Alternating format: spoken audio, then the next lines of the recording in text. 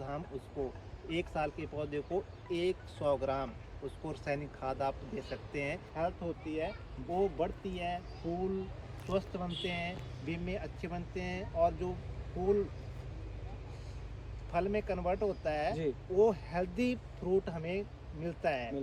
Fungus हमने अब हमारी जो भूमि है, ज़मीन है, उसको हमने फंगस फ्री बनाना है। उसको फंगस फ्री बनाने के लिए नमस्कार दोस्तों, ऑर्गेनिक हरियाली नर्सरी के यूट्यूब चैनल में आपका स्वागत है। और आज हम पहुंचे हैं हिमाचल में। यहाँ से आपको पूछेंगे जो सेब हैं, जो गर्म इलाके के जो सेब हैं या ठंडे इलाके के सेब की कोई भी पौधे हों, वहाँ पे उनमें क्या फर्टिलाइज़र देना है, उसकी कटिंग की वीडियो देखना तो आप हमारी बैक वीडियो में जाके देख सकते हो।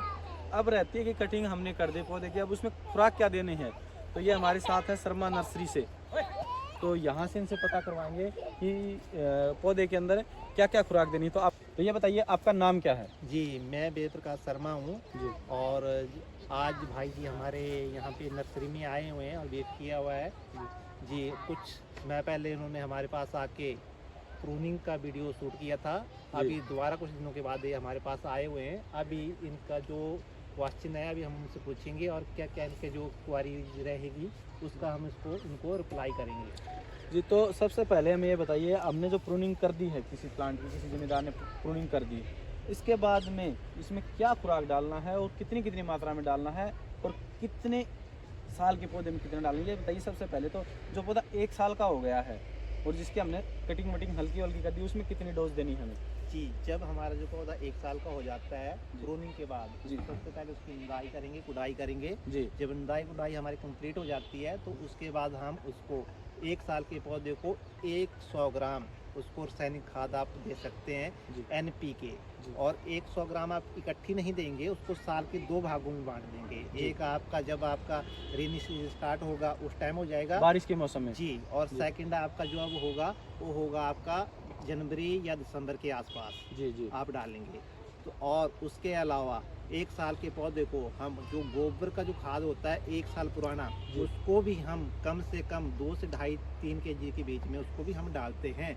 उससे पौधे का जो हेल्थ होती है वो बढ़ती है, फूल स्वस्थ बनते हैं, बीमे अच्छे बनते हैं और जो फूल फल में कन्वर्ट होता है जी वो हेल्दी फ्रूट हमें मिलता है, मिलता है। जिसमें उसका जो साइज है प्रॉपर्ली बनता है।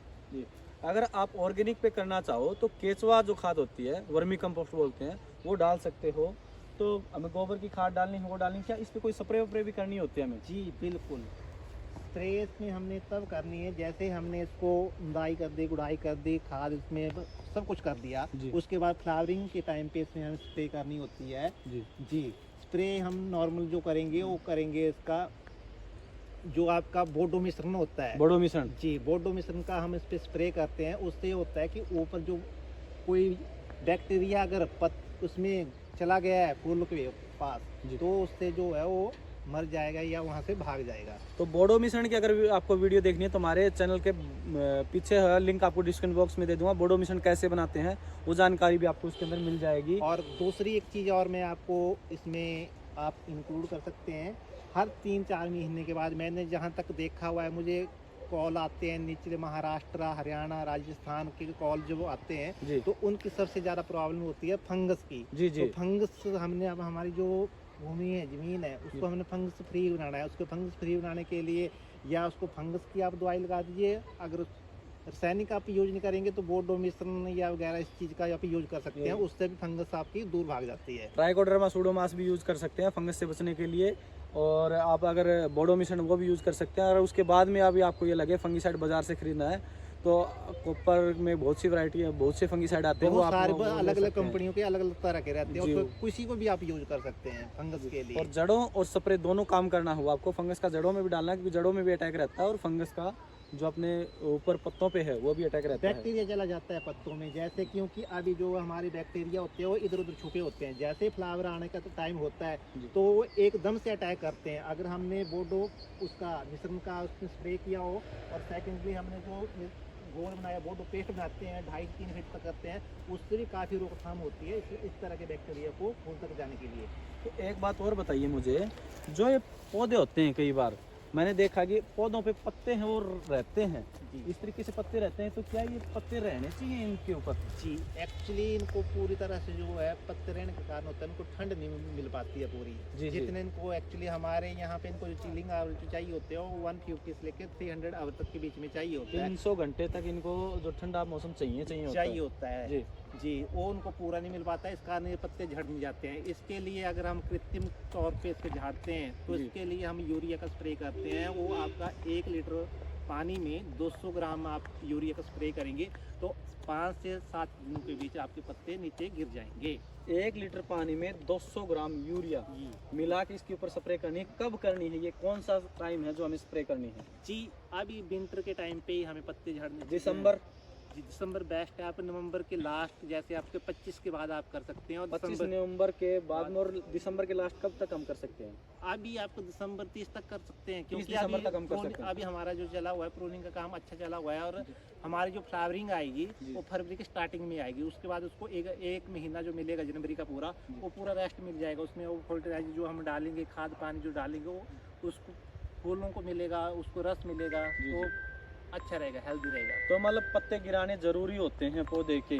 जी, अगर पत्ते नहीं गिरते हैं या गिराते हैं तो क्या? उसका ज़्यादा फर्क कारण- नहीं होता है। वो कृत्रिम अगर हम तौर पे हम डालते हैं, जैसे मैंने आपको बताया कि यूरिया का हम स्प्रे करते हैं, वो कृत्रिम हो तो कई बार उसमें पौधे के गलत असर भी पड़ जाते हैं। अगर बहुत ज़्यादा हो गई जी जी जी जी, जी, तो मतलब अगर कृत्रिम तौर पे अगर गिरे वो तो जी। वो सबसे अच्छा है। क्योंकि कुछ जो नई टहनियाँ होती है ना, जैसे देखो ये है, ये नई टहनियाँ, इससे ऊपर इस पे जी, पत्ते हैं वो बिल्कुल बिल्कुल। हैं। अभी ये जो नीचे वाले कुछ जो तो वैसे प्रूनिंग जी, में ही जड़ जाते जी, हैं। जैसे नीचे वाले पत्ते हैं जी। तो इनका ऑलमोस्ट इसका झड़ने का टाइम हो चुका है, जी। और हम अभी ऊपर जो देख रहे हैं जी, वो जी। नए पत्ते निकले हुए हैं। जी, तो वैसे तो ये प्रूनिंग में भी हट जाएंगे। जब हम प्रूनिंग करेंगे देखो इसको- ये रिंग बना हुआ है, देखो मैं फिर दिखा दूँ, वो रिंग है, वो ये बना हुआ है इधर, ये दिखा दूँ मैं आपको, ये हटाना आप देखिए, इस टाइम में ये रिंग यहाँ पे बना हुआ था, तो इससे आगे हटा दिए तो पत्ते तो अपने आप से भी हट जाते हैं, और इस तरीके से पत्ते हट जाएंगे। जी। और जो हमारा जो ए वाले जो ऊपर वाले जो पत्ते हैं जी। वो झड़ेंगे नहीं, ये यूरिया के स्प्रे से झड़ेंगे। वो कृत्रिम तौर पे हम झाड़ेंगे, उसको वो करेंगे। जी।